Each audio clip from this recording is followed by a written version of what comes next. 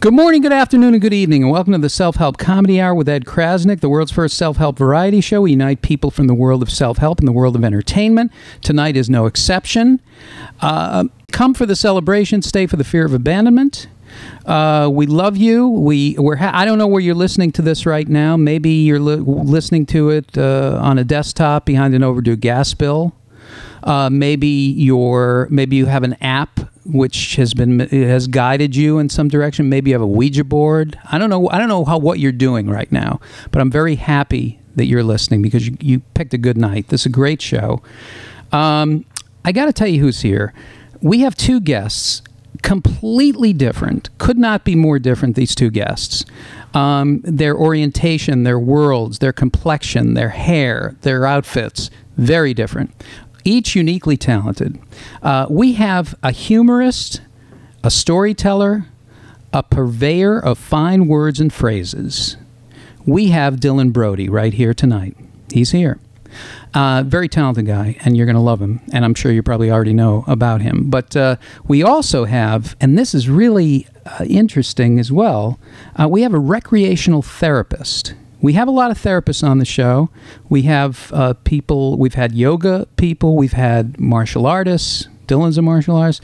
We've had all kinds of people. We've had a shaman here, but we have never had a recreational therapist. And I actually relate to that field, and we definitely have a connection. And her name is Theresa Chern, and Theresa is here.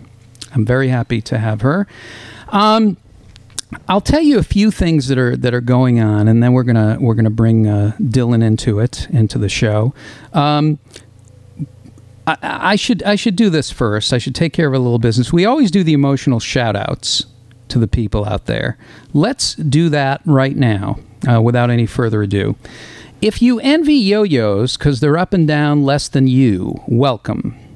If the song Hello Goodbye describes your social life, welcome. If you have trouble asking for candy during Halloween because you're not sure you deserve candy, welcome. If you meditate like Frank from Blue Velvet, welcome. If you're at war with Scotch tape because you have a fear of letting go, welcome. If your reaction to Amanda Bynes is, she's reading my mind, welcome. If the highlight of your day is singing Dynamite in your underwear, welcome.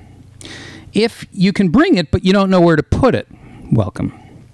And let's see. If you've seen the movie if you fell asleep during the movie 12 Years a Slave, welcome. And if you're beating yourself up even now, welcome. There's always a place for you right here in the Self-Help Comedy Hour with Ed Crasnick. Big show, great show. I want to, I guess, a couple very short stories, and then we're going to play a song for you, and then we'll have Mr. Dylan Brody. As I said, Theresa Chern, recreational therapist. I relate to recreational therapy. Well, first of all, I've been in every kind of therapy that you could be in. I'm in a sandbox right now. If psychotherapy could be converted to frequent flyer miles, I'd be eligible for a free trip to Pluto. There's no question about that. I was in family. Let's count the different therapies. Family therapy, did see a shaman who told me my ancestors love me and they're trying to kill me. I saw a family therapist. I haven't done shock therapy. I have seen, well, I probably shouldn't. I'm searching now, but I used to see a therapist across the street from my house, and I would wear my pajamas to the sessions. I'd wear like a coat and then my pajamas. And this was a person who would be more upset about my life than I was. And so she would sit on the edge of the chair like a bullet. She was like a bullet, like a bazooka waiting to explode. And I'd say, well, it's been kind of a strange week. And she'd say, what? And I'd say, but not that bad. And so I had to calm her down. I've seen fire and I've seen rain. Sunny days, not so much. All right. So at any rate, but recreational therapy, when I was 19 years old, I had two jobs, and I was studying to become an environmental education teacher at the age of 19. I was in a place called Sergeant Camp, which was in Peterborough, New Hampshire, which is a town that Thornton Wilder wrote Our Town about. It's an actual town. And I lived in a farmhouse, and I cross-country skied to work. Now, the way I prepared for my training as an environmental education teacher was I bought a dome tent, and I put it up in my parents' living room. And I read Catcher in the Rye for 2 weeks in the dome tent. And that's how I studied for my preparation. I'd never been outside before. We had a no living room. We had a decaf coffee table. We had one rule in the house, no living. As long as you weren't alive, everything was good. You don't want to buck the system. So at any rate, so I went to this environmental education school, and kids would come, and professional groups would come with their teachers or their groups, and a big RV would pull up, and they'd stay for a week.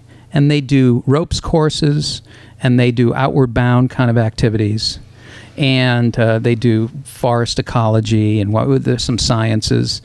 And no one had ever seen a teacher like me in this place, because I really was completely lost, which is something that I've made a habit of in my life, to the point where I had to take school kids orienteering. Didn't know where I was. Took them in the woods, and it would have been like the Donner Party. It really would have been, except there's always one smart kid. So this kid said, "I think I know where I am. It looks like you don't know where you are." And I was like, "Of course I know where I am. Where do you think we are?" I mean, it was really like that. The other thing, the other experience, and we did ropes courses. And I was up in the trees 70 feet off the ground. And this is how you deal with your fear. You learn about feeling the emotion of fear, and are you afraid, but are you too afraid? How can you manage your fear? So I was in the trees, what's today, for about 7 hours. And there was a school group below that had already gone and was trying to talk me down. I'm their teacher. So there's always been some kind of a weird kind of reversal where I'm supposed to be an expert, but I'm completely terrified, which is probably why I'm doing this show in some ways. The other thing that I would tell you is, I don't want to tell you about that. I have a story about snow blindness, but I don't want to bring you down. At any rate, of course, the movies saved my life. I would skip school as a kid, and the only place that I really enjoyed myself and where I could just stop and rest was the movies. And we were very lucky. We had a neighborhood movie theater where you had 50-cent rainy day matinees for kids. 50 cents would get you in to see a Don Knotts film retrospective. Ghost of Mr. Chicken, Reluctant Astronaut, Incredible Mr. Limit. To kids, Don Knotts is like Stanislavski. He's an acting genius. And I will never forget this theater because they had an outdoor candy counter where you get your candy outside the theater, this roll-top candy counter thing. And it was like a house on the edge of a baseball field. It was called the Bayside Movie House. And you get your Lick-O-Maid, your Pixie Sticks, your atomic fireballs, your strips of buttons on the paper. It was like fiber. You'd put them all in your cheeks. You look like a gerbil going up the stairs and down the stairs into this 75-seat maroon velvet movie theater palace. And I will never forget those smells. Old wood, salt air, gum all over the floor, rain on a tin roof. Now, I love the movies because when the lights went down, the feelings came up. And in the movies, I never had to take care of anybody. The movies have always taken care of me. So that was really part of what made me want to be a storyteller myself and go into writing and go into show business. I think I'm going to cry. No. All right. Well, we always play a song on the show for our listeners. And this is coming to you. We're about 500 feet, maybe 500 yards from the ocean, from the Pacific Ocean. And California is an amazing place. It is not my home. I've never felt at home here. It's not that I don't like it. It's that I don't like it. No, it's that it's not my home. I'm an East Coast guy, and I have never really been used to I've never really settled in the way that I was when I was back east. It's just where I'm from, and the sense of community back there, I haven't really felt that here. But in an effort to make me feel at home, I'm going to play a great song about California, and it is called California, and it is by Joni Mitchell. So here, for you listening at home and for you around the world, is Joni Mitchell singing California. Welcome back to the Self-Help Comedy Hour. This is Ed Crasnick, the world's first self-help variety show. We have great guests. We have Theresa Chern coming up. She's a recreational therapist, and we're going to paddle down the river of shame. No, we're going to she's going to tell us all about her adventures in her own work and in her own life. But right now, this gentleman, it's not often that you hear humorous storyteller, purveyor of fine words and phrases. In fact, I can't remember ever hearing it. But it sums up this man in a beautiful way. Great writer, very talented performer, Dylan Brody. Dylan. Hello, Ed Crasnick.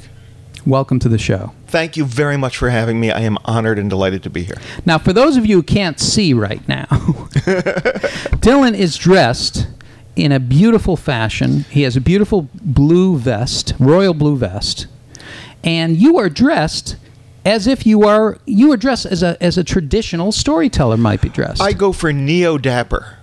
Okay. I am always shooting for neo-dapper or postmodern steampunk. I think it's great what you have on. I love it. It's very classic. I thank you. It was my intent to impress you, but then once Theresa got here, I was pleased to imagine that I might impress her as well.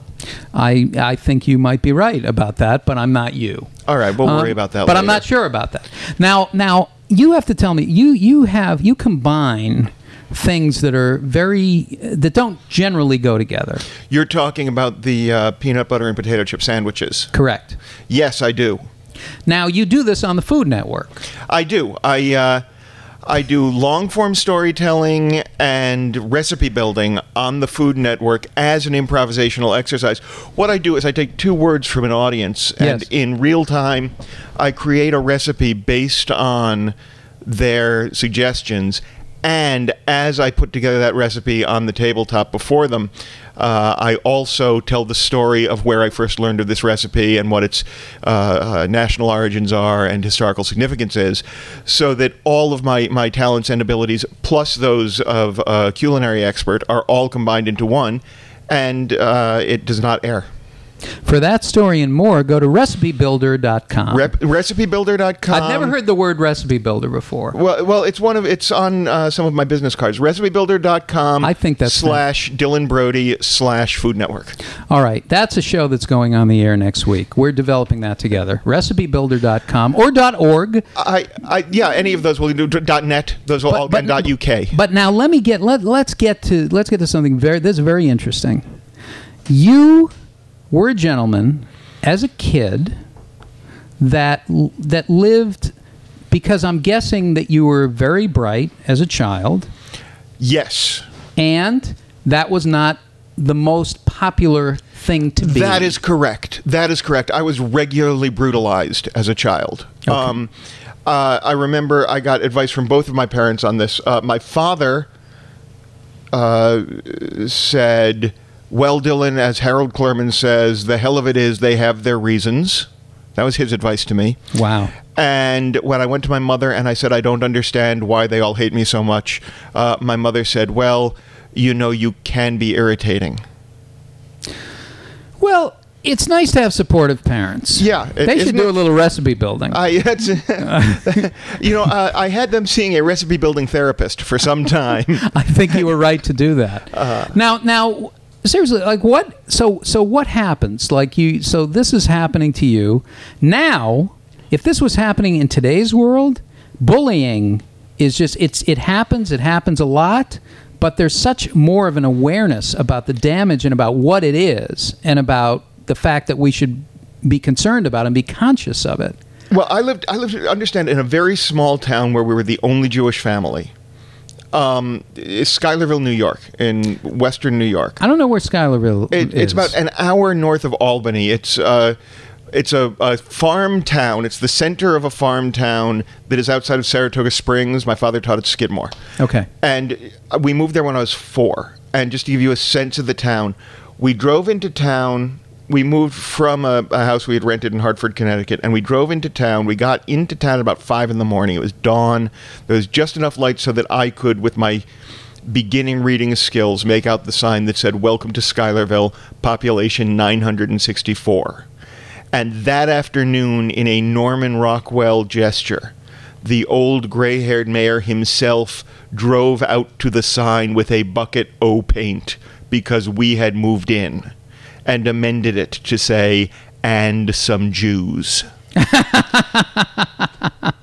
Which was a very popular thing to do in a certain period of time. Yeah. People would paint numbers. Yeah. Now, okay, so that's part of the tension in this town. The bullies in the town were second and third generation bullies. Right. It was the kids in school were the kids of parents who had been the bullies in those schools 20 years earlier. And those parents were now adults and bullying their children, and those children were then taking that into school with them, and I was the recipient of that layer of bullying. So there was very little the town was going to do about it. It was part of the natural dynamic of the town by then. My parents had no idea what to do with it. They were pacifists. They were anti-war activists. They didn't want me fighting. They couldn't even really reconcile themselves to the idea of saying it was okay to fight back. They tried to say that, but they also hedged on it a lot. So what I learned was that the best response to being pummeled is to cry and run away. And that went on for many years. Wow. I was good at it. You had practiced it. I cried and ran away like nobody's business. See, a lot of people cry, but very few people do both successfully. The two of them together are really it's again, putting things together that I could also cry and run away while improvising a recipe based on the suggestions of the bullies. See, this is recipe building at its finest. That's a callback right there. No, that's a good callback. That's a callback I never thought I would do in my life. That's a callback where someone's at the phone waiting for it to ring, and then it takes a long time for it to ring. Well, now, okay, so yes, anything. So this is. So having that kind of experience, is there a pivotal moment or a pivotal time in your life when you learn a different way of responding? Yeah, well, yeah, yes, and I didn't know, first of all, I didn't know how much of that bullied childhood I had carried into adulthood. How does it manifest itself in adulthood? Well, for many years I was giving away all my work for free. So valuing yourself. I would go into a meeting, and at some level I wanted so badly to be liked that I would offer to do things for free rather than, in some subconscious level of my imagination, getting beaten up in the parking lot after school. Right. So you feel like, here I'm with an NBC executive, they might beat me up. Well, not consciously. But it's in there. But it's in there, and because there's power structure and dominance and all of that going on between men in every damn circumstance, I just had no idea how much it was affecting my behavior. I was still being bullied constantly, either by the people around me or by my own subconscious, into all sorts of self-destructive behavior. Given that moment when two people meet on the sidewalk and have to decide who's going to step out of the way, I was the guy who would cross the street. Sure. Right? Sure. And then I was in one of my depressions, one of my many depressions. I went into therapy, it was not the first time I'd been in therapy, but I went into therapy with a therapist who turned out not to be a good therapist. Here's how not good a therapist he was. At one point, I was talking about tension I was having with my father, and he said, have you ever found yourself engaging in patricidal ideation? And I was trying to figure out what the appropriate response is. He was asking me if I'd ever thought about killing my father. And I'm trying to figure out what the proper response is to that question. And before I could say anything, he said, because I know a guy. Yeah, So that's not a good great therapist, really. That's really that's a code that you don't want to violate. Yeah. You shouldn't be giving me other people's phone numbers. Yeah, it's a code that therapists have. So in any case, 2 weeks into that therapy thing, it was a really bad depression. I'd gone in because my wife had told me I was absorbing all the light in the apartment, and that's when you need to go into therapy, when you're actually. You're absorbing the light. Yeah, I was causing us to live in darkness. And I went to the therapist after 2 weeks. I said, hey, this is weird. I walked past a martial arts studio there were swords in the window. I was a swordsman in college. I did a lot of stage combat and fencing and stuff, and never thought of it as athletic, because I thought of myself as not athletic. But I guess about fit all of that into swashbuckling fantasy and not realize, even when I always looked like I was photographed from an angle, because my right shoulder and arm were so much bigger than my left, and yet I still thought of myself as non-athletic. Amazing. And the connection between bullying and now we're swashbuckling, there's no real connection there. Well, swashbuckling is about fantasy, and there was a lot of superhero fantasy and ideation when I was a kid, and it all sort of fits into that world and theater and theatricality. Yeah. I've offended her. No. Okay. No, it's fine. So I said there were swords on the wall of this martial arts studio. I think that's something I might be able to do. And he leaned forward and said very quietly to me, you know, Dylan, 30 to 40 minutes of aerobic activity 3 or 4 times a week can alleviate a lot of cases of depression. And he said it very quietly, like the other therapists might beat him up in the parking lot for undermining the market base, you know. And I said, really? And that felt like permission. But then I had to tell him about being a non-athletic kid and being bullied and being asthmatic and all that stuff. And he said, well, are you a child in Schuylerville or an adult in LA? And that felt like a challenge, so I went and signed up. And the first week, I didn't want to do any more. The first night, I just wanted to throw up and go home. But I paid for a week of trial course, so I stayed that out. And by the end, I was just going, I got to do this. And I would drive home. I quit smoking pot within a few months. I quit smoking cigarettes within a few months. And I would drive home weeping, because emotional life that had been compressed into my muscles for decades was being released, and my self-image was changing, and who I was changing, and my relationship with the world was changing. My master warned me, and was correct, that at a certain point I was going to start behaving very badly. And it was true. As my status with other men started changing, I was starting to be aggressive and dominant, and possibly a little bit bullying. I was looking for fights a little bit. I was trying to test. I was finding out where those boundaries lay that I had never gotten a chance to explore with any sense of self-confidence as a child. And I had to stop doing stand-up comedy. I didn't know who I was anymore. My writing changed dramatically. My relationships with other people changed dramatically.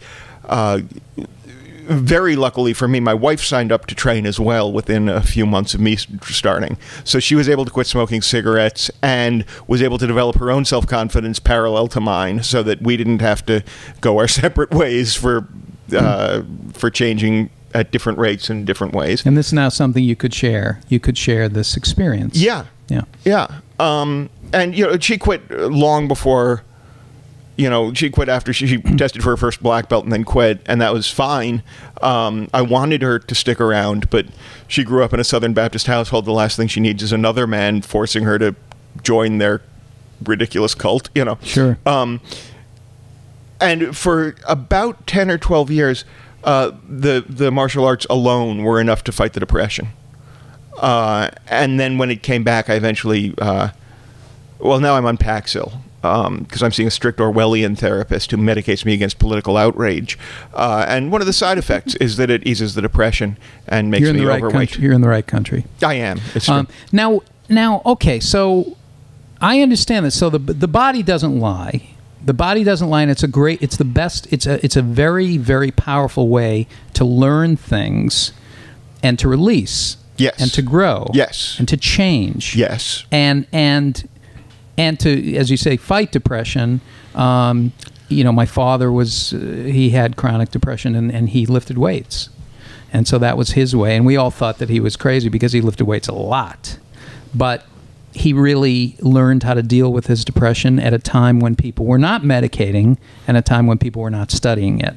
So, and having done some Taekwondo myself, I really do see that learning through the body is very important. It's a very important thing, no matter what's going on. And very difficult for intellectual types to allow themselves to do. Sure. Counterintuitive. Exactly. Okay. We feel as though we should be able to learn it on paper and then do it. And that's just not how learning through the body works. It's about doing and doing and doing and doing and doing, and then finding what the body's learning. And eventually, particularly with the Korean martial arts as opposed to, because I've also, I've expanded a little bit into Chinese and Japanese martial arts as well. But particularly with the Korean martial arts, you find that there's very little of the philosophy taught. The philosophy is learned. The technique is taught. The philosophy you'd sort of discover on your own as you go. And whenever I went to my master and said, so I think I figured this thing out that is an overriding principle, and he would say, and then send me away. Right. You figured a thing out. I'm not going to encourage that or discourage it. You don't need me to validate it. Just you figured a thing out. Go away. It's always shocking to me how much ancient wisdom there is in the ancient techniques that are taught by wise people. Right, the ancient techniques. The techniques that seem simple. Yeah. But our practice, our way of life, our practice. And balance, we talk about this, balance versus control. That not versus control, but that the emphasis in this society a lot of it's been put on control. Yes. And the control is not a way to live. And in this society it's put on control and momentum and completion. And in the martial arts, there's a lot of control and momentum, but it's all about flow and continuance. It's never about, and then you're done.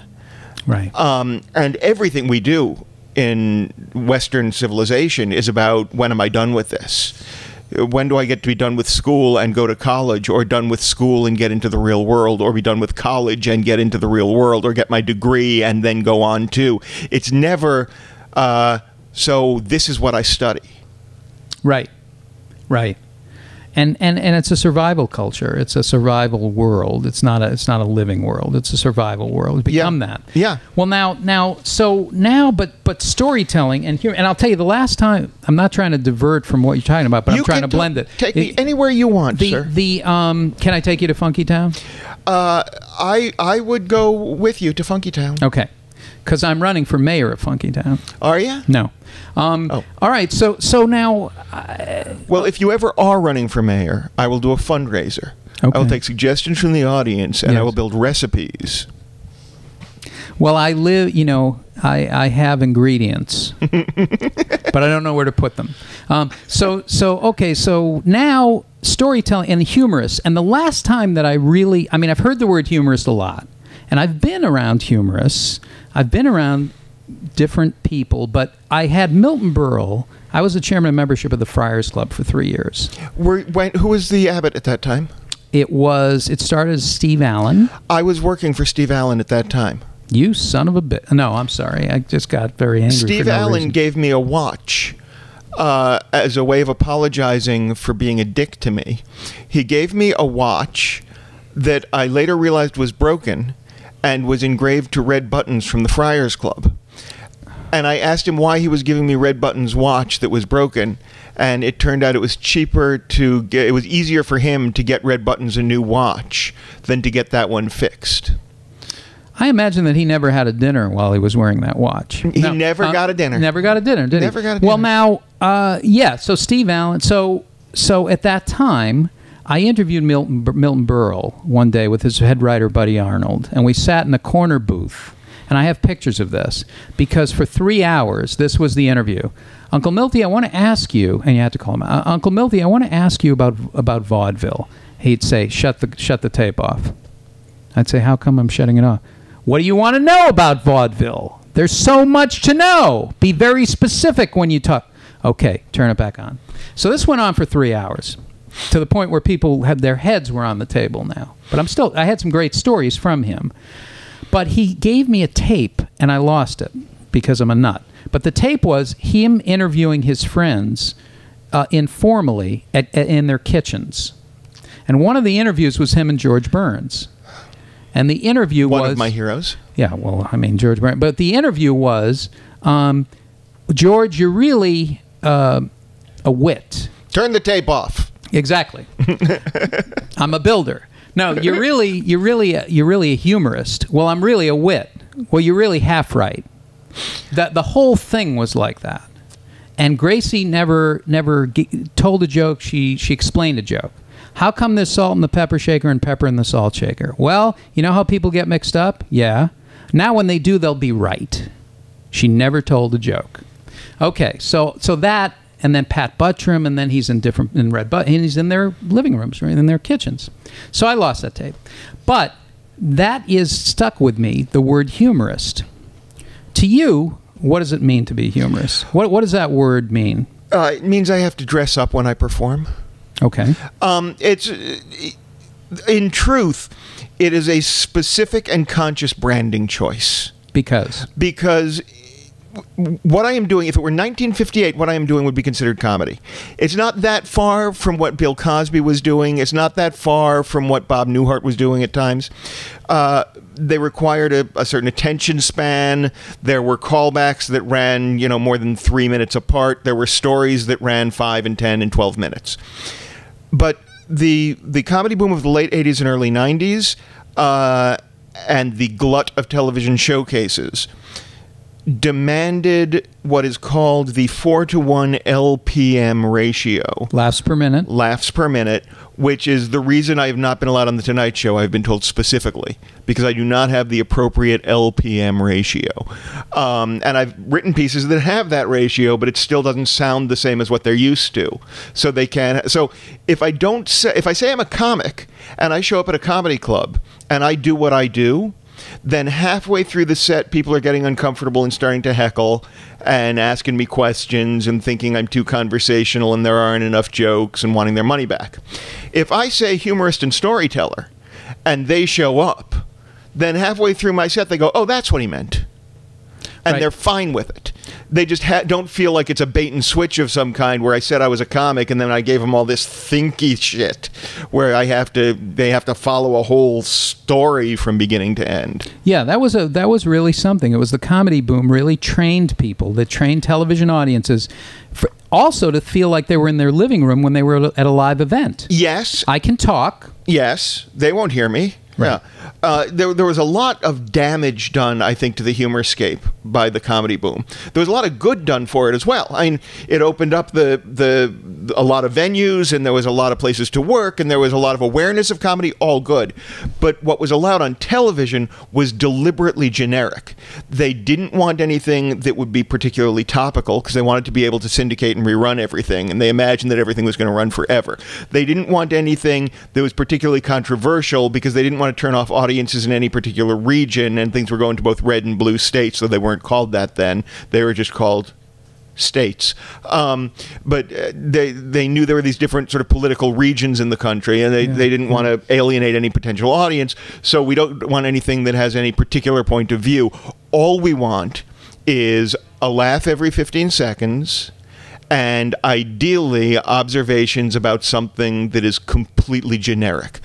When I did Comedy on the Road with John Byner I did in San That Francisco. was my first show. And I did that show. It was my second one. I had done a local one called Fox Comedy Express that was local here that shot at Igby's. Right. And then I went up to San Francisco to do Comedy on the Road with John Byner.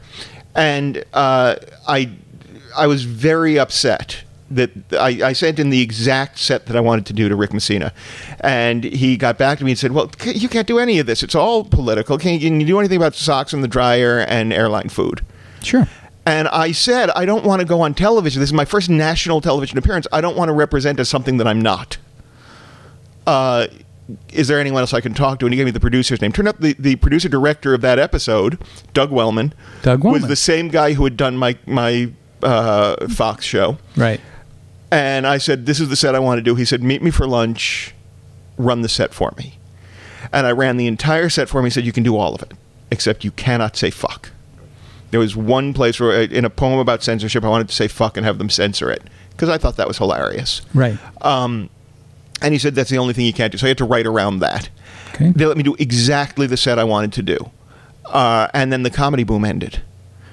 And that set that was supposed to be the one that broke me through to headlining everywhere, as opposed to the four clubs that headlined me and the rest still featured me, everyone closed in 94, 95. Comedy boom went bust. And that was around the time I sank into the depression that threw me into therapy and then martial arts.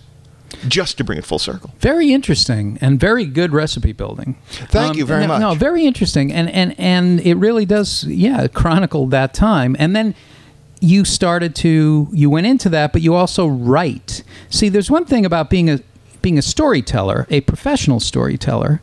You have to be a writer as well. To be a comic too, you have to be a writer. To be a writer.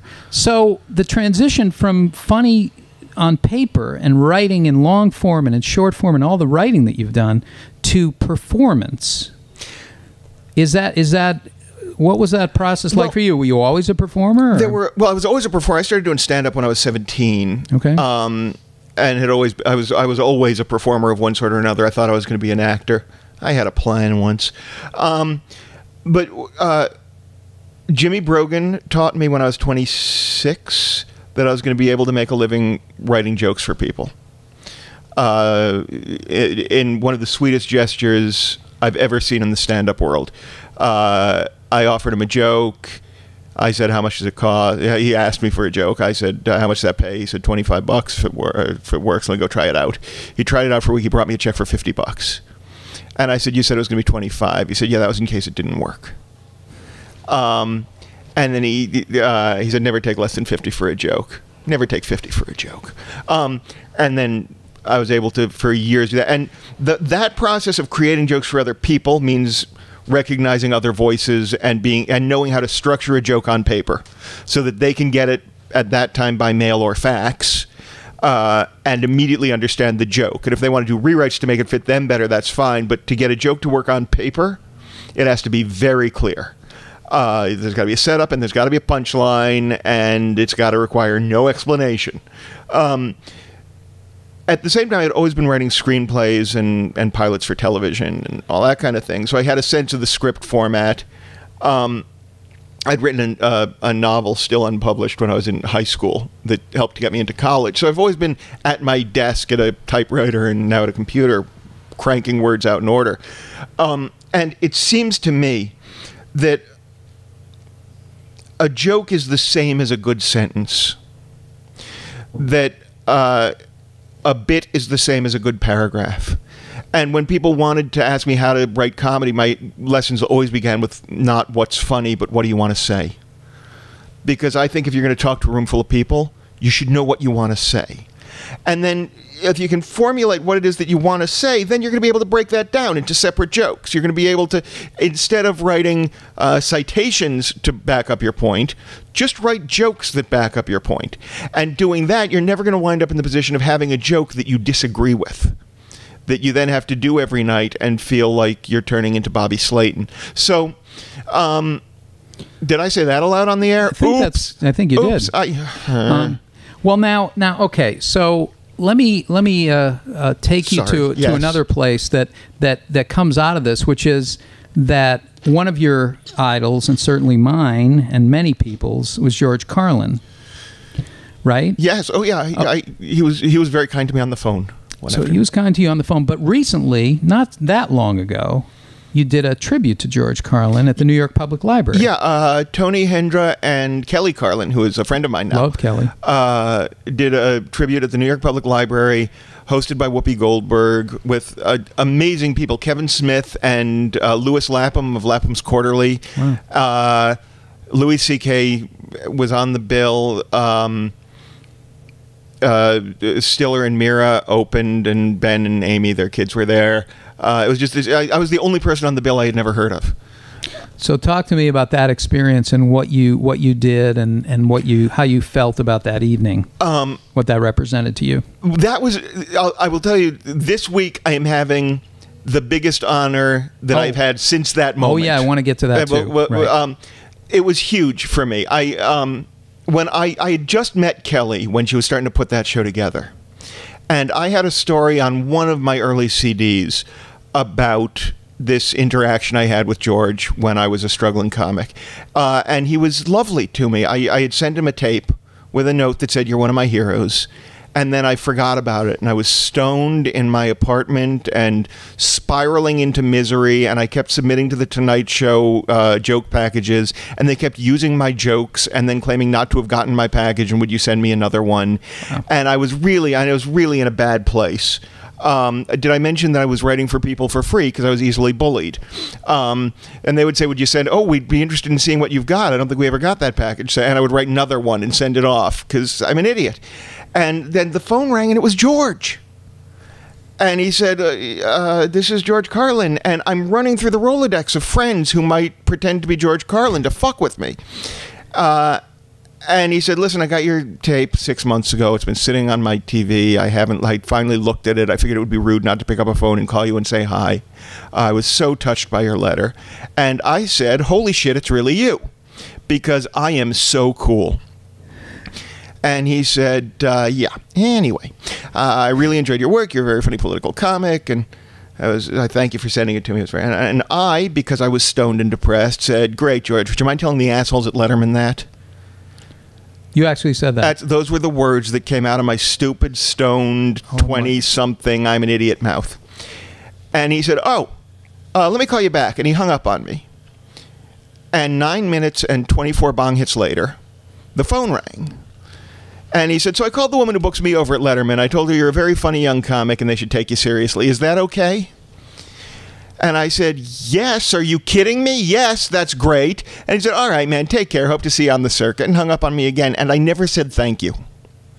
There was no thank you. There was no what an honor it is to hear from you, Mr. Carlin. There was just me being a depressed, stoned dick on the phone, and him being incredibly generous and making a call on my behalf that I didn't know how to follow up and deal with at the time.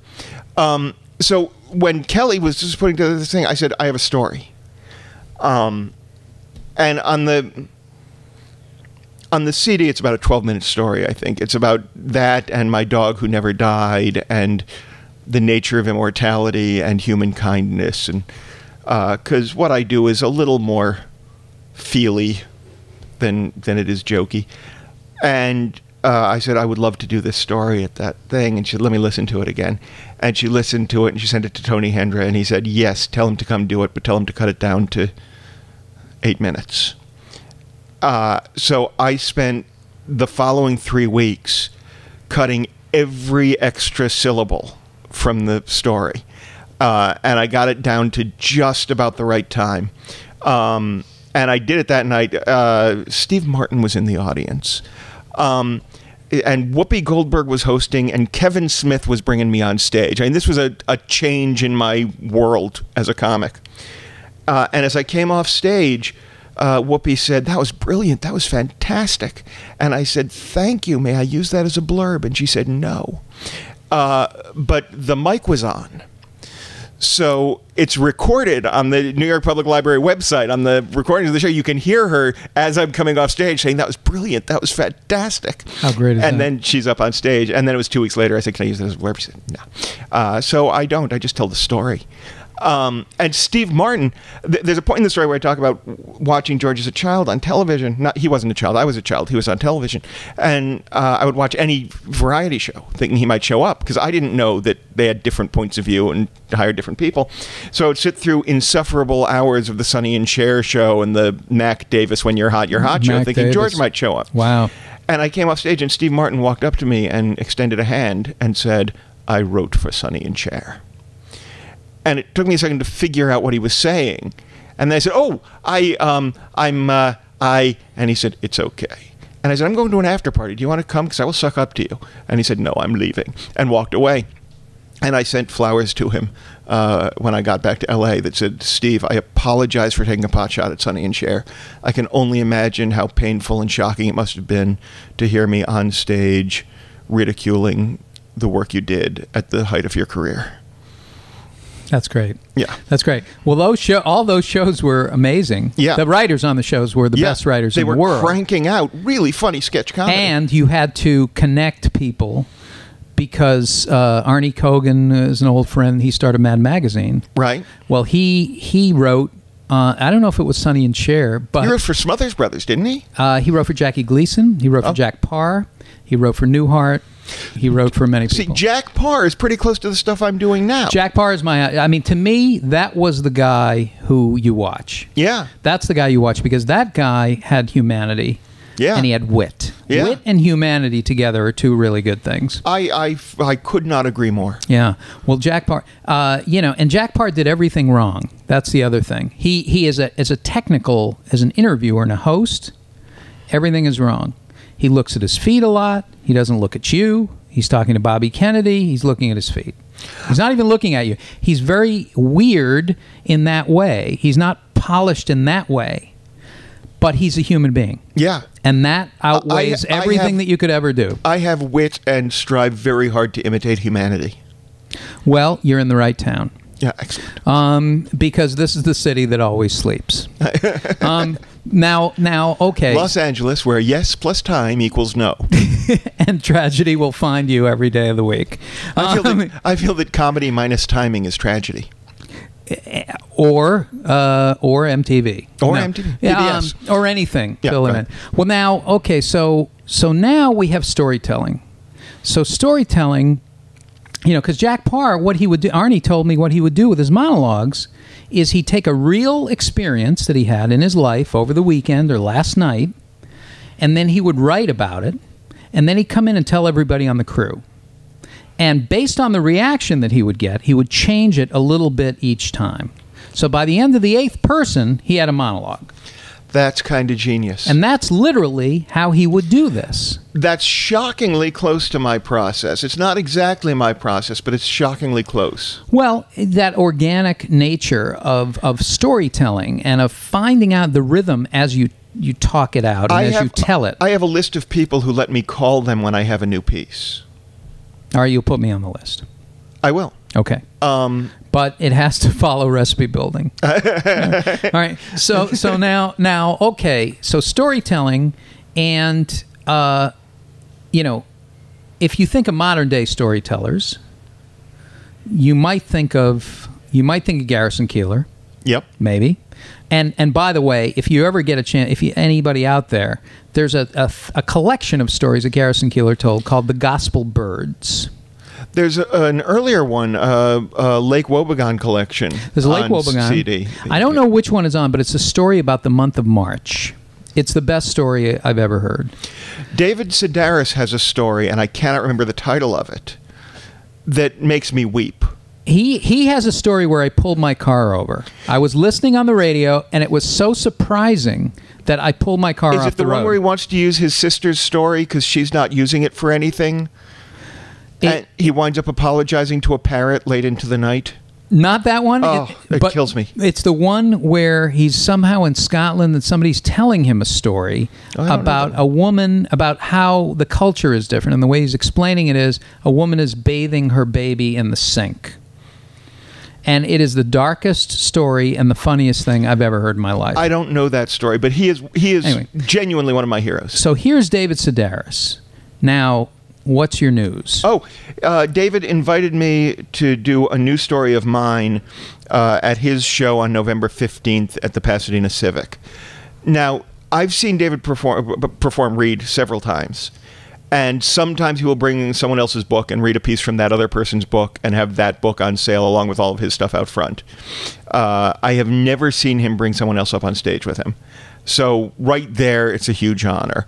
And also, it's David Sedaris emailing me to say, hey, would you like to come up and do this thing?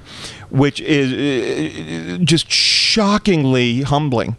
And if you like, I can tell you the story. It's a fairly short story that he wants me to do.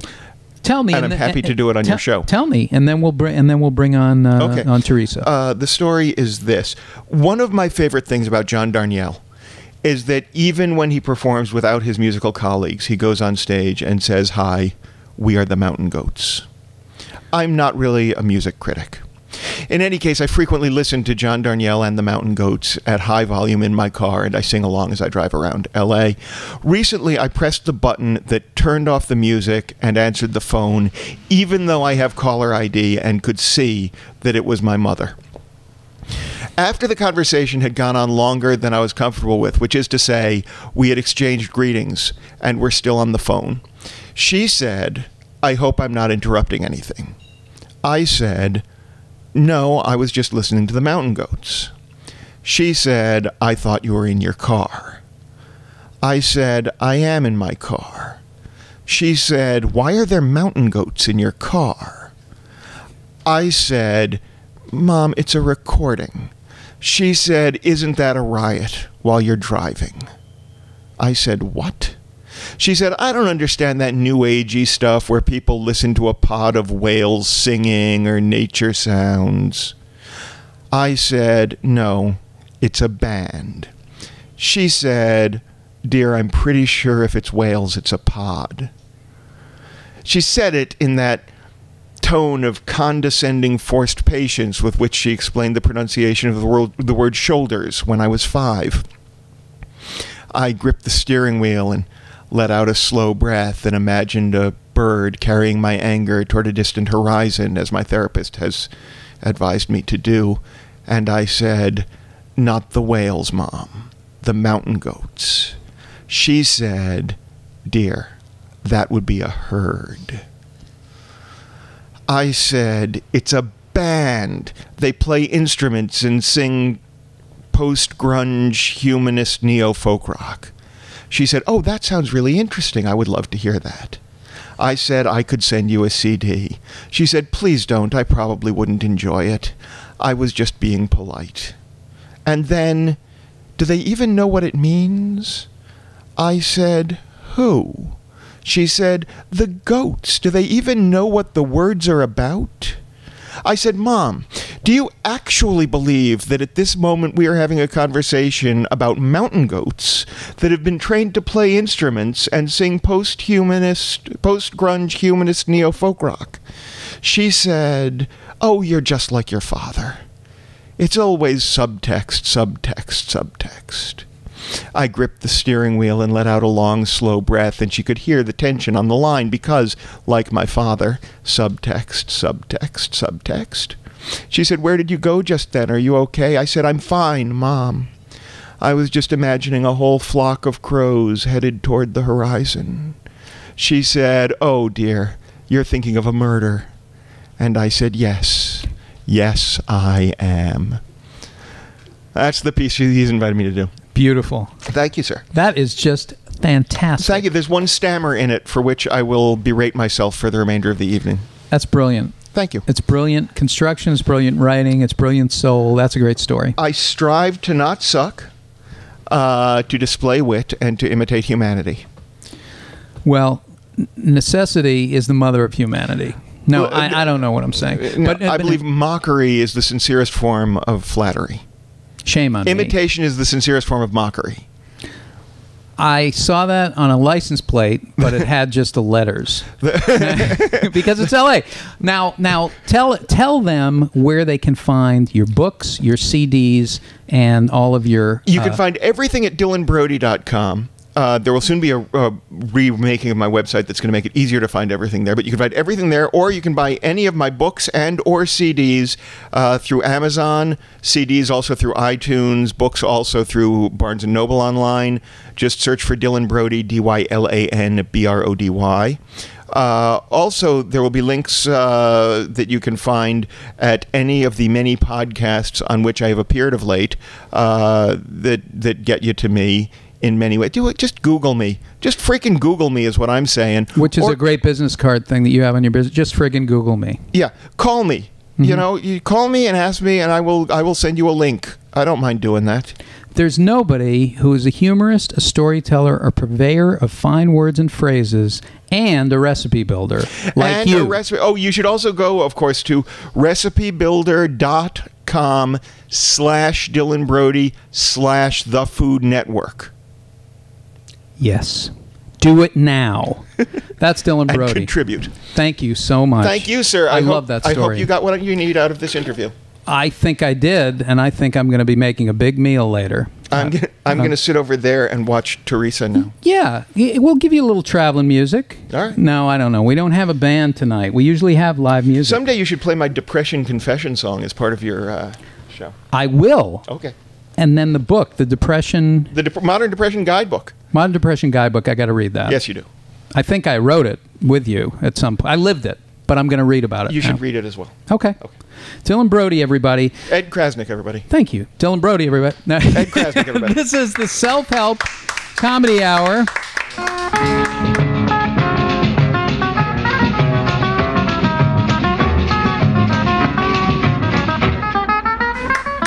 I love that story. My God, what a great story that is. What a funny story. Well, I feel like it's that time of the evening right now. It's time where you sit back with some General Foods International coffee and either kill yourself or think about why you're not. No, this is the time of night where we have to bring some therapy in right now. We have to bring in the noise. We have to bring in the funk. And now it's time for the therapy portion of the evening. Not really. We're not going to really do. Well, we might do therapy, but this person is a recreational therapist and has had so many different avenues of therapy and worked with so many different types of people. Her own background is very interesting as well. The road that led to this kind of work, and her name is Theresa Chern. Theresa, you're here at the. I feel like saying keep coming back, it works if you're working, but you're here and you're in, I should describe this living room that you're in, this upstairs at the Cow's End Cafe, is a lot like Stanley Kubrick's Playroom. Like it's done up like just before they did Clockwork Orange, he had a living room that he would go to. So this is what this is like. Welcome. Thank you very much. It's an honor for you to invite me here today. It's the first time I've ever been on a radio station. Is it really? Yeah. Now, nothing should scare you ever because of the stuff you've done, right? You're an adventurous person. Would you say that? Very. Mm-hmm. Now, first of all, tell people what a recreational therapist is and does, and what some of the kinds of work that you've done and some of the different kinds of groups and people that you've worked with. Okay. I get that question all the time. A lot of people don't know when they ask me what I do and what's my career, I say I'm a recreation therapist, and they say, oh, is that a physical therapist? It's the first thing that comes to mind for people. It's not a physical therapist? No. Oh my God. Why do people lie to me? Everyone lies. No. So a physical therapist, okay, I'll give you a comparison. A physical therapist is a therapist that most people know what a physical therapist is. They work on mobility, improving mobility, and helping people who have disabilities or physical problems to rehabilitate and get back to normal state of functioning, maximizing their functioning so that they're normal again. And a recreation therapist also maximizes someone's functioning, someone who has a disability, or groups of people who have disabilities, whether it be physical, emotional, cognitive, or social disabilities. Okay? My favorite. We call it the pecs. So do I. Woo! Oh, yeah, really? Like a gorilla. Oh, yeah. I'm bang on your pecs. Sure. So that's a good way to remember it. Do it at home while you're listening. It's called the activity domains, basically. Now, what Dylan was talking about before, what we were talking about with martial arts, it's the learning through the body, learning through action, learning through activity, not talk therapy. Oh, yes. Yeah, we did talk about that. Talk therapy is, for me, my opinion, and don't take this the wrong way, is a waste of time. I don't take it the wrong way, and I agree with you in some aspect, absolutely. I think a lot of people spend millions of dollars on going to a psychotherapist, and what do they get out of it? A lot of times they just leave the therapist and they continue to do the same behaviors over and over and over again. Well, like I always say, the problem with therapy is that it takes place in an office. Right. You don't live in an office. Mm-hmm. And you sit there with the therapist, and the therapist just listens to you, but they don't give you much feedback and any practical application, which is the important part of the therapeutic process. The practice, the actual practice. Yeah. So recreational therapy. So you would work with, like, give us some examples of the kinds of people that you work with, and some things that you actually do with these folks. Well, I meant to say this before, but I was still discussing the comparison between recreation therapy and physical therapy. And recreation therapists and physical therapists use treatment modalities such as pet therapy, arts, crafts, sports, fitness, games, lots of different things, adventure, outdoor activities, to improve people's level of functioning. Sure. And the physical therapist doesn't do that as much. they just work on, let's get up and walk again. Let's work on transfers in and out of bed. You know, for someone who's had a traumatic brain injury, whether it be, you know, a car accident, motorcycle accident, or they've fallen off of a scaffold or a ladder, which when I worked at Cedars-Sinai, I worked with a lot of people that had that case, you know, traumatic brain injury patients. Sure. And one really interesting patient I had, he was very young, 30 years old, was working at Barney's, New York in Beverly Hills, and he was putting up a light bulb in the chandelier, and he fell off the ladder on his back. And surprisingly so, he did not have a spinal cord injury. And I've worked with many spinal cord injury patients there too. But he had problems with his balance. So when I evaluated this patient, I assessed his needs, and I assessed the type of activities and leisure and recreational activities he enjoyed doing in his life when he was more physically capable and when he had free time. And I came up with a program that helped him improve his balance that was fun for him. And that program I came up with was having him do treatment like 3 times a week for at least 30 minutes. And it was involving interventions such as the Wii and the PlayStation games, which he liked video games. And I don't know if you know about Wii, you know, the Wii. A little bit, yeah. Video games. Yeah. Well, the reason we use Wii, I use Wii as an intervention for people who have poor balance, is because they have a balance board.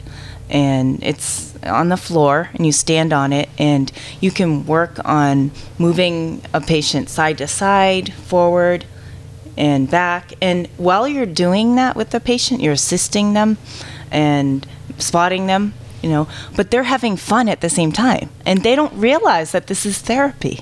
But this is recreation therapy. So there's outcomes.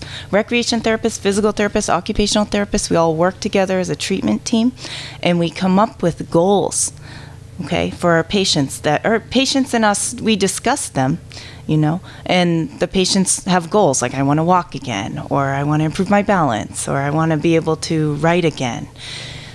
Like, for instance, a stroke patient who's had a hemiparesis or paralysis on one side of the body because of a stroke, you know, which is like having a hemorrhage in the brain. And they lost all functioning and were paralyzed and had no sensation on one side of the body, where they wanted to learn how to write again. Say, for instance, a patient I had that was one of my wonderful star patients who he was young, like around 30, and he had been a sketch artist, like one of those type of people that draw animation, okay, for movies.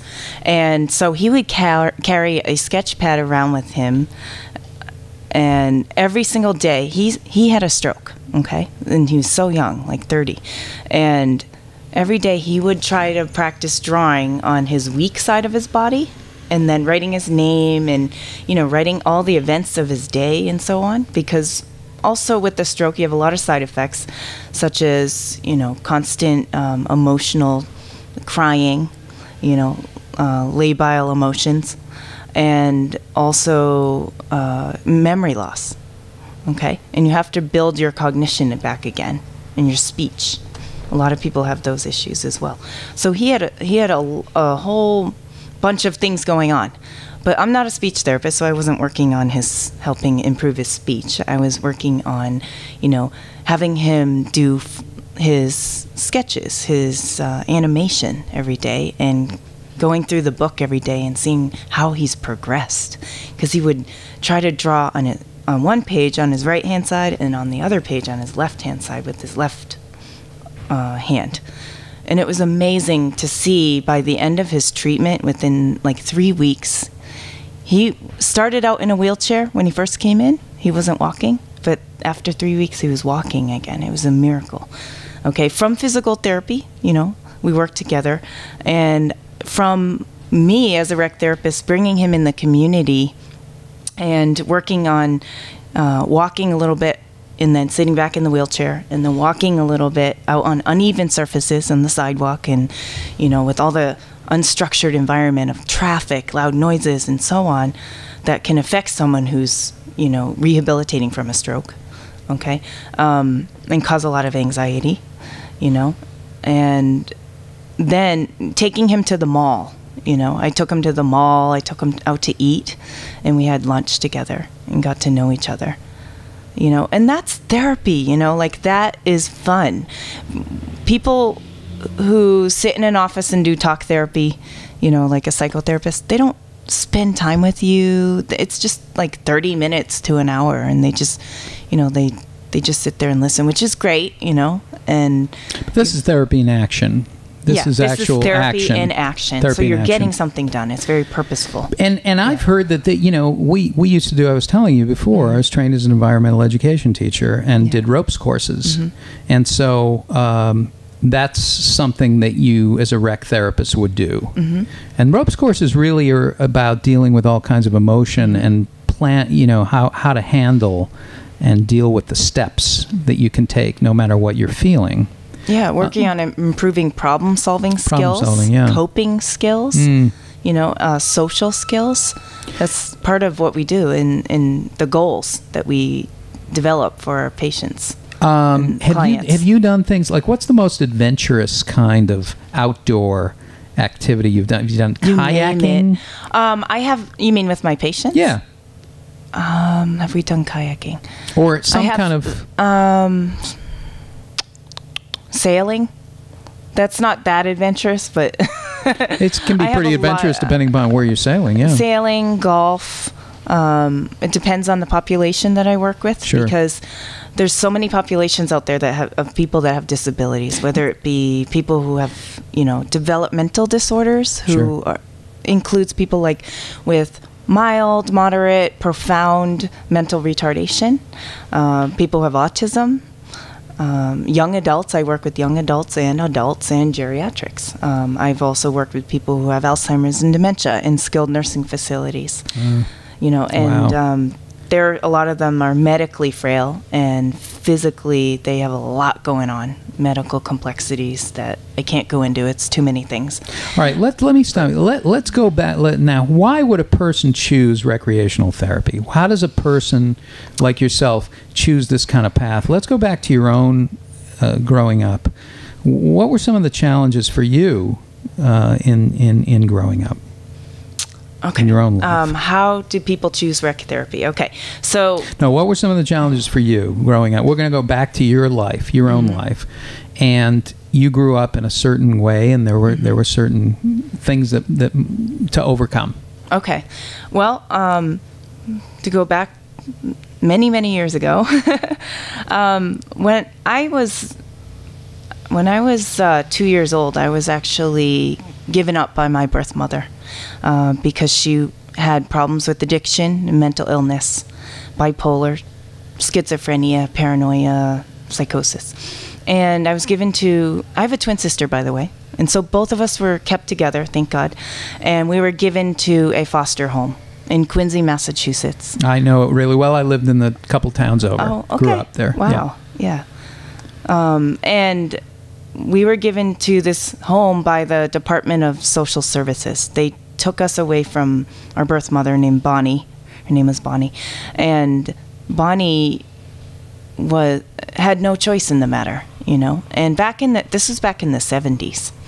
And Bonnie was devastated her whole entire life, And I lived in this foster home for 2 years till I was 4 years old, and then got moved again. In other words, was adopted with my twin sister. We were both adopted by a wonderful family. My father's Chinese and my mother's white, Caucasian, and I'm mixed as well. A lot of people want to know, what's your nationality? You're so interesting and exotic looking. I'm part Caucasian, so basically I have Irish in me. My birth mother was Irish, and part Chinese. So I'm Amerasian. Wow. And I have French Canadian, German, Irish, Scottish, and English in me. There's a lot of people in there. Yeah. Okay. So I'm a mutt. Okay. Nothing special. Oh God, that's not right. Well, that is so. Yeah. Okay, so in doing. Okay, go ahead. Continue. I'm sorry. So then, after being adopted at age 4, I lived with this family out in the outskirts of Boston, and it was in a small town called Needham, Massachusetts. Know it well. Okay. Hmm. And it's a dry town. Yes, it is. But I never had a problem with drinking growing up. I actually lived with this family until I was 26 years old. And I had a good upbringing for the most part. But I'll tell you this. My adoptive family, my adoptive parents, to this day, I'm still in contact with. They still live in Boston, in Needham. And I really love them for what they did to help provide me a really good life, a stable life. Mm-hmm. The education that I got at Syracuse University in therapeutic recreation partly was their influence, because they asked me, to go into the health and human services field. To pay it forward. Yes. My dad is an actuary, and he can really predict, statistics. Okay. So back in the early 90s, when I went to college, I had no clue when I was 19 what I wanted to do for the rest of my life. I had no idea what kind of major do I want to do. I was thinking to myself, I want to go into zoology. I want to work with the animals. I love animals. That's my passion. Okay. And come to find out, I am not working with animals. Okay. Mm-hmm. And it's so weird how life changes, My parents were like, go into either physical therapy or occupational therapy, because those professions will be booming when you get out of college. And Your father, as an actuary, saw this happening. Yeah, and they were right. Yeah. The healthcare industry right now is booming. This is the industry to be in if you want to make money. Okay. Well, I'm quitting show business right now because I've had every symptom you can imagine. No, but I think that problem solving, I think this is the age of problem solving and healing, because there are so many issues that people have. So the practice of problem solving is a huge thing, and if you can mix it with entertainment, it's really good. I heard. Yeah. But at any rate, so now you're in this field. You went into this field.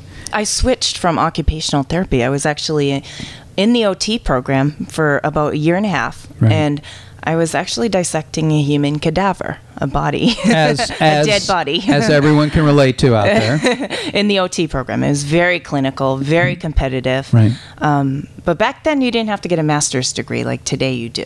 Right. Okay. And I decided to change my major sophomore year when they ask you to claim a major.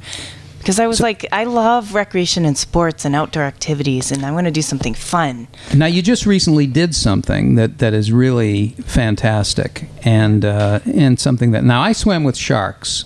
I fed sharks in the Bahamas. Mm-hmm. They weren't aware of it at the time, and neither was I. But no, I was in this show where we did this stuff. Mm-hmm. You did something that everybody, I think, would want to do. What were you doing? Just recently, I was at a therapeutic recreation conference in Key Largo, Florida, and we were doing lots of recreational activities. So fun. But this activity that I chose to do, it topped the rest of the activities that we did. I swam with dolphins. Swam with dolphins. That's what you're referring to, right? Were they aware? No, I actually wasn't referring. I was referring to that. No, swimming with dolphins is a big thing. What can you just describe that activity, like what you had? Well, basically, there's a place called Dolphin Cove in Key Largo, and it's like a restorative place that they either rescue dolphins or they have dolphins growing up from a young age where they live in the sanctuary. It's actually water from the Everglades, and it's the real ocean, and the real environment they're in. But they put a fence around the area so that the dolphins can't swim out into the ocean. They just have their specific area where they can swim. So that's their home. And they train them. They have trainers, and they invite people from the public to come and do structured swims or natural swims in their environment, where you can wear snorkeling gear and swim around in their environment and watch them, but you can't reach out and touch them. I wanted that full like dead-on experience. Sure. I wanted to be so involved in it. I wanted to touch the dolphins, to hug them, kiss them. You know what I mean? Sure. And have that full experience. So I chose the structured swim, which is the one where you put like a big heavy life jacket on, and you swim out into the center of the water. You know, it's deep, and you're floating there like you're treading water. And they have the dolphins, the trainers are up on the boardwalk and the platform area where the dolphins are waiting for a command. And they give them these behavioral commands with their hands. You know, they're waving and they're They doing wouldn't say things. like, "Hey, you, come here." No. That would not be a way to communicate. Hey, you. No. Hey, lady. No, it wouldn't be like that. But Okay. dolphins are very amazing animals because they're very intelligent, just almost as intelligent as humans. And they were teaching us more things that I didn't know about dolphins, such as their vision is amazing. They can see every single bone and muscle in your body, and they can see miles and miles away. And you know, hearing. so they can see. Yeah, they have ears. Because they can hear you whistling, like in the water. Like if you're in a boat, like I've gone on dolphin safaris here in California, you know, in Dana Point, and like thousands of dolphins come from out of nowhere, and you're whistling, and they're making like noises. Wouldn't it be amazing if they like certain kinds of songs, but not other kinds of songs? Like Probably if they do. heard, Yeah. you know, they don't like Dynamite, but they like a lot of Katy Perry. They're not into. They like soft rock, not hard rock. They like the classics. No, I mean that would be very fun. How they responded to different music. They're very, very communicative. Yeah. Yeah, they're social animals. And they definitely, it felt like, the experience felt like very emotional to me. Like I felt like I was at home with my greyhound, my dog, who's very intuitive as well. I imagine the movie. I don't know if you've seen Dolphin Tale. Yes, I That love movie, that but movie. that would be a great yeah. movie for you. Not the movie, by the way. I don't want to go away from the dolphin thing, but we're gonna wrap up here shortly. But I asked you a question. I sent you some questions. We're not really, you know, just as an outline or something, but because I'd never met you before. So I asked you if there was a movie that had influenced your life in some way.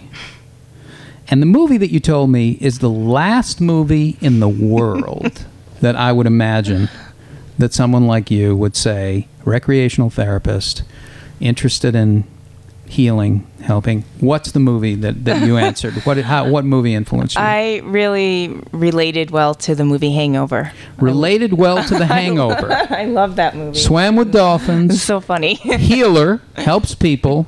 Related to The Hangover. All right, what is that about? What do you relate to in The Hangover? I just relate to the craziness, you know, like the fun atmosphere of being in Vegas, the drinking, having fun, but then the reckless behavior. Because that's me growing up. I was like that. Really? Yeah. So part of recreational is wreck is you're either a wreck, you're recreational, or you're reckless. No. So You have to learn boundaries. You really do. You have to learn limitations, and I had no limitations growing up. Wow, that's very interesting that thing. Well, okay, so you had this experience with you just got back from there, from Florida. Yes, from Florida. Okay. Just the other day. Okay. Very interesting. Well, in a way, I mean, I look at that experience. You were adopted.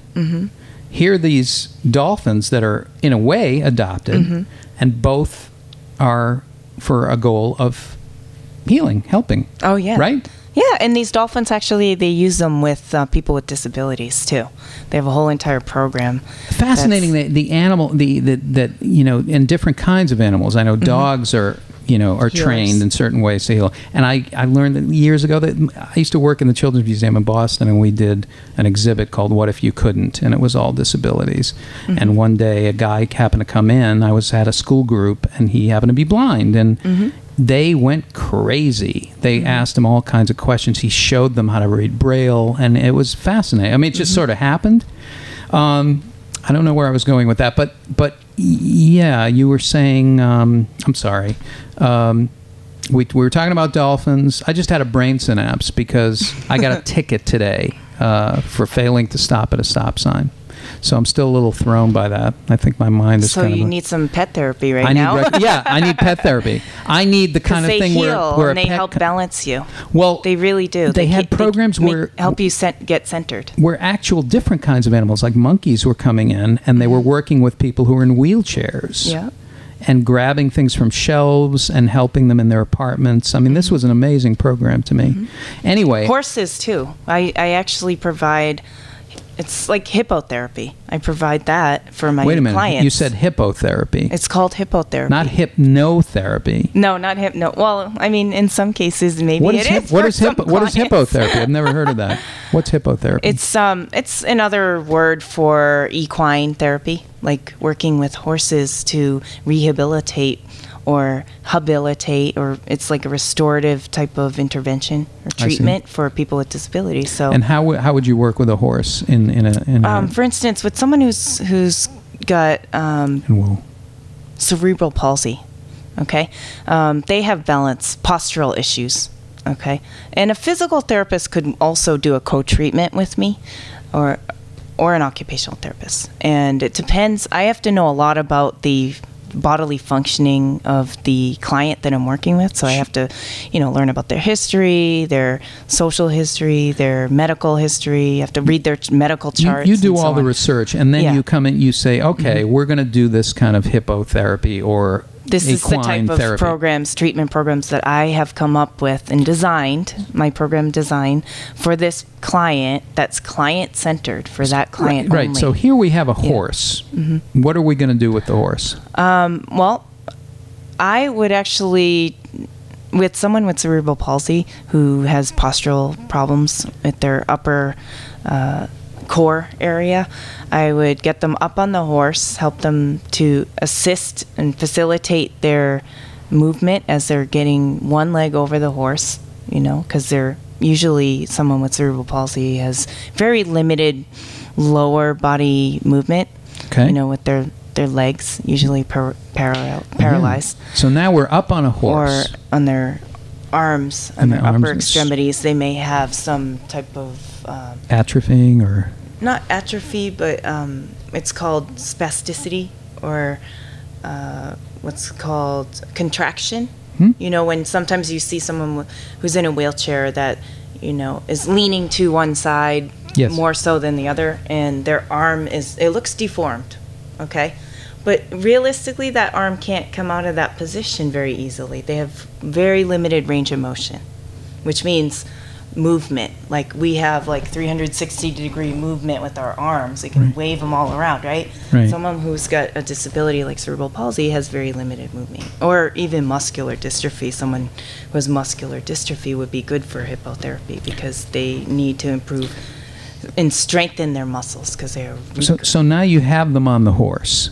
Do you what happens? Do you literally... I hold on to them, make sure that, either I'm on one side or another therapist is on the other side, or another volunteer who's helping with the horses.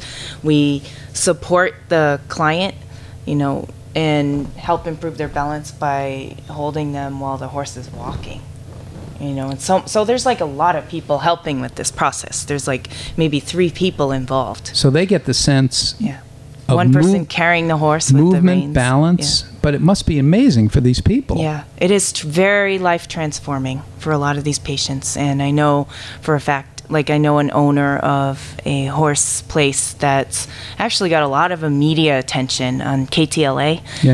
Her name is Joan Blank, and she's in LA, and she's in Carson, and her ranch is called it's a therapeutic riding place, and it's called Dreamcatcher. I don't know if you've heard of it, but she works with the VA, with veterans from the VA. Interesting. So I've worked with the people at the VA as well. And another population that's really in need of support. In need of therapy. Yeah, because they have post-traumatic stress disorder and depression, alcoholism, everything.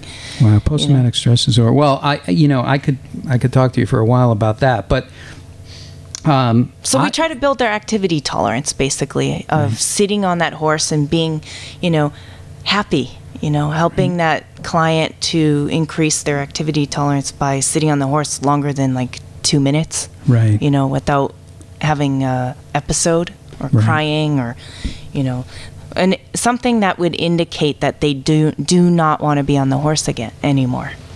You know, if you're pretty in tune like I am, then you would notice, when is a good time to, let the person take a break from therapy. Right. You That's part of the therapeutic process, I would imagine. Be patient. Yeah. Well, I can't thank you enough. I mean, I really appreciate talking to you, and pleasure to meet you. Where do they find out about you? How do people find you, or how would they find out more about recreational therapy?